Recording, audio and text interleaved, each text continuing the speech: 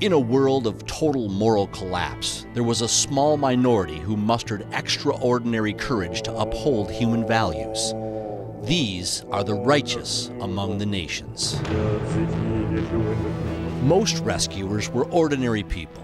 Some acted out of political, ideological, or religious convictions. Others were not idealists, but merely human beings who cared about the people around them. This is the story of one ordinary American who, when faced with the ultimate decision, chose humanity over indifference. According to the armistice agreement signed after the fall of France in June of 1940, France was obligated to turn over to the Germans all persons on the Gestapo's wanted list. An aid organization, the Emergency Rescue Committee, was established in New York with the purpose of helping those stranded in France. The U.S. State Department agreed to provide a limited number of entry visas to 200 refugees. Varian Fry, a 32-year-old Harvard-educated classicist and editor working in New York, was sent by the committee to Marseille, France, to find a way to get them out. Arriving in Marseille in August 1940, rumors of Fry's arrival had spread, and hundreds of people came to ask him for assistance. Fry described, "We had no way of knowing who was really in danger and who wasn't. We just had to guess, and the only safe way to guess was to give each refugee the full benefit of the doubt."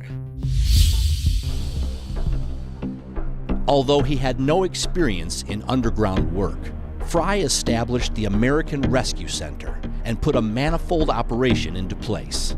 Once the 200 U.S. visas were exhausted, Fry dealt in legal as well as illegal ways to bring refugees to safety. Fry tried twice to appeal to U.S. Secretary of State Cordell Hull. Thousands find themselves in prisons and concentration camps of Europe without hope of release because they have no government to represent them. He wrote on November 10, 1940.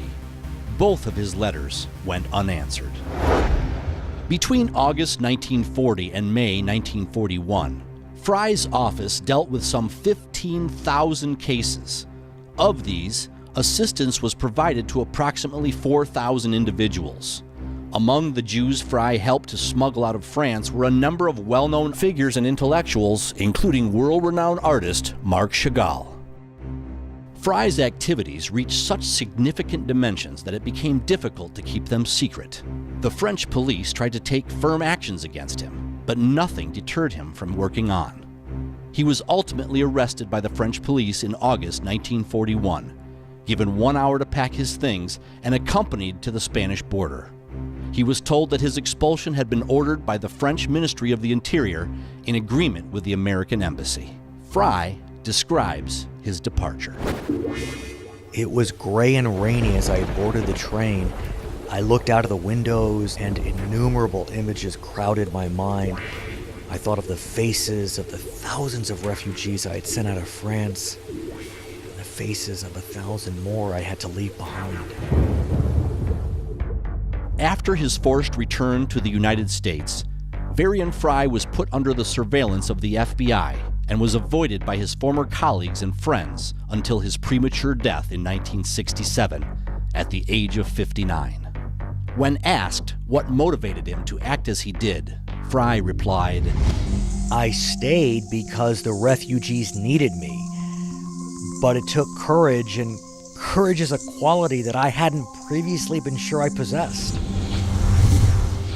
In 1963, Yad Vashem embarked upon a worldwide project to pay tribute to the righteous among the nations who risked their lives to save Jews during the Holocaust. As of the end of 2013, more than 25,270 individuals have been awarded the title. In 1994, Varian Fry was the first American awarded the title of Righteous Among the Nations by Yad Vashem. To date, he is one of only 4 Americans who have been recognized. In 1996, Varian Fry's son, James Fry, planted a tree in his honor at Yad Vashem.